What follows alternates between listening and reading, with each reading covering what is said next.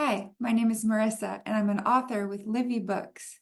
We're so excited to be launching our first children's book. Thanks to everyone who made it to our author and illustrator Q&A live, but if you weren't able to make it, we hope you enjoy this replay. Welcome to this very special event, the launch of Marissa and Alan's book, The Search for Color. I'm very excited to be hosting this. We're here to celebrate their incredible work. The Search for Color is a delightful new children's book that promises to inspire your imagination, curiosity, and creativity for readers of all ages.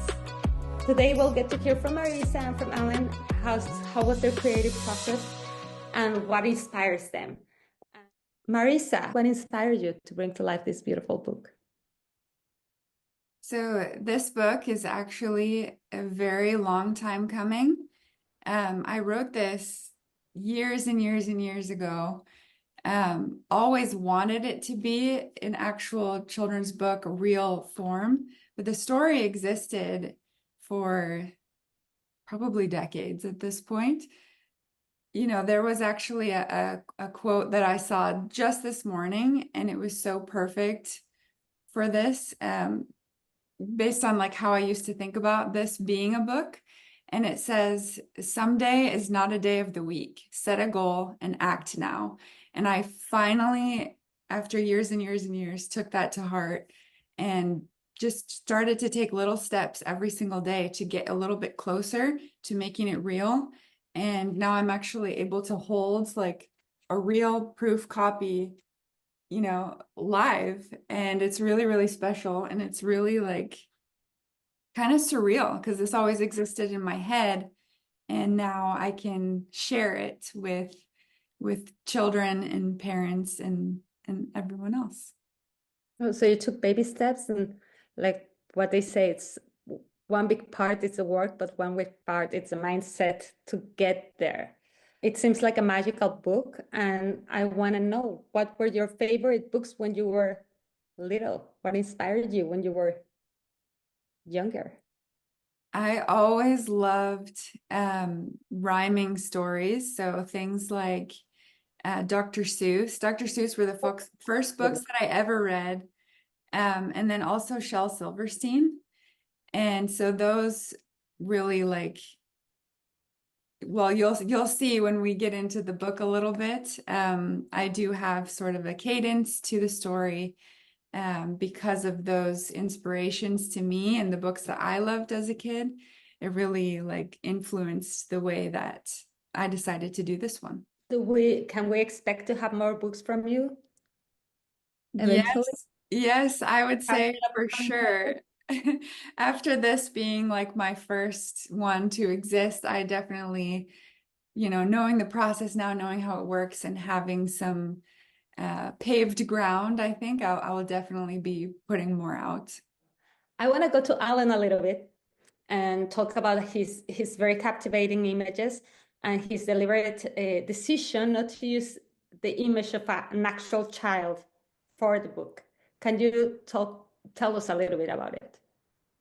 Yeah, so that was more of Marissa's idea of not actually. I drew a lot of pages with an image of a child in the pages, and her idea was to have it be in more of a first person view so that the reader could always put themselves into it.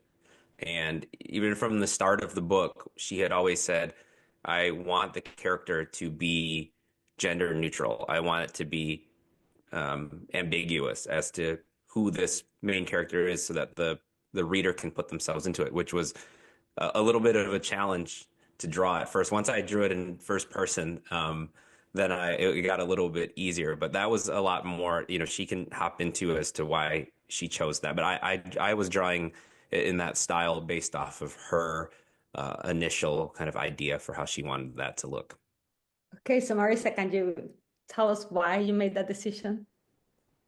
Yeah, it's really important to me for this, the message inside of the book to be able to be really like taken in by any child who's reading it, or really any adult, because it's the message in it, I think, is for all of us.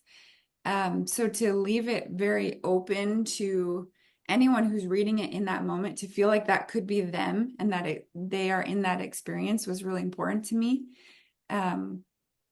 So having it as first person as possible allowed that to happen. So, and some of those things are actually the hardest things to draw. Like hands are known to be one of the hardest things to draw. And then I was asking for a bunch of hands because it's all in front of you and things that you're doing. Yeah. Things that you see literally firsthand. Yes. So I made it extra challenging, I think, but came out beautifully. That's an amazing concept, actually. I think that's beautiful. And I want to know a little bit what got you into illustration. I think I come from an artistic family. My dad was an artist. He did hand carving and painting, and so I always had art stuff around me. There was a brief period of time in high school where I thought I would be a comic book artist, and so I started submitting things to actually sent in lots of drawings to Marvel and DC and stuff, and never got anything back. But that was what got me in. I think I was heavily influenced by my family. My mom's brothers, my uncles are also pretty artistic. Some of them were painters. They were painting murals and things around town. And so I've always that's what got me in. Okay, and what inspires your style? I do think that it's comic book based. That was the style. So when Marissa asked for a children's book, I wanted to try to remove some of that style from it, but keep some of it. She had given me some examples of children's books that she likes, and a lot of them were in pen and ink, which is at least along the same lines. And so, in that way, so I had to go back to some of the books that I read as kids. Even something like Calvin and Hobbes, where it's a comic, but it's drawn in a very kiddish style. And even some of those panels hop back and forth between Calvin's imagination, which is a lot more realistic and comic book style, and then what's actually happening, which is more cartoonish. So I actually used that as a little bit of the guide for how this would look too. So I can assume this is your first experience drawing a children's book. Do you plan to keep going in this line? Yeah, so actually I should go, I guess rewind. I had not illustrated anything in years and nothing professionally. So she asked me to do this, and I didn't even have the proper supplies because art had just been on the shelf for me. So she gave me an opportunity to get back into it. So this was my first project in any type of publishing. And after doing it and initially having some creative block, and then it started to flow. At first, I thought she's gonna have to get somebody else to do this because it's not coming out the way I want, and I know it was very very important to her, and so I didn't want to. I felt like the pressure was on me to not mess up her vision. So for a minute, I thought, actually, she had talked to me about this a long time before I really sent her anything. It probably took me 8 months to get up the nerve to send her a drawing, and then once it started going, then it started going.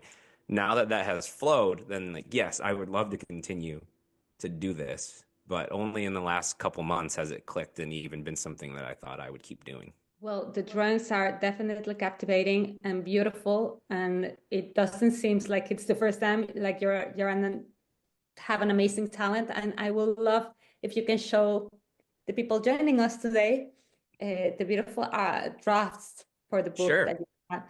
I know these are just like not the final drafts or illustrations, but the drafts are just so beautiful that it will be lovely to see them. Sure. So this globe is the first thing that I drew for first thing I sent for the project. And this is now colored because we ended up, but I sent her, Marissa, a black and white one first. This ended up being the first one. Once I sent that to her and she said, "Oh, I like that. This is exactly the style I want for the book," then it gave me the confidence to keep going. And it let me know that my style would fit the project. For the dedication page, she had mentioned that she wanted to dedicate this to her niece, and their family was really into seashells. So I did this seashell, which was another one of the first things that I did.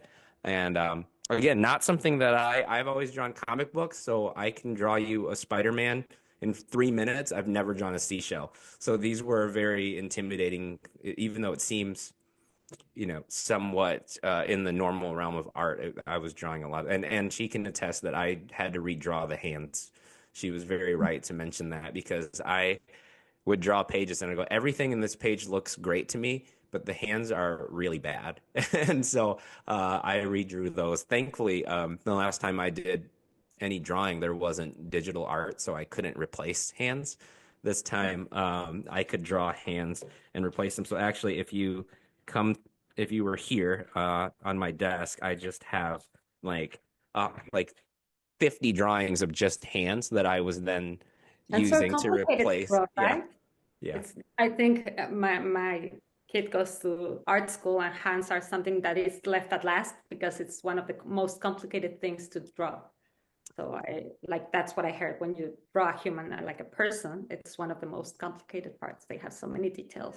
Get back to why it's important that a person like a real kid wasn't drawn and just the hands.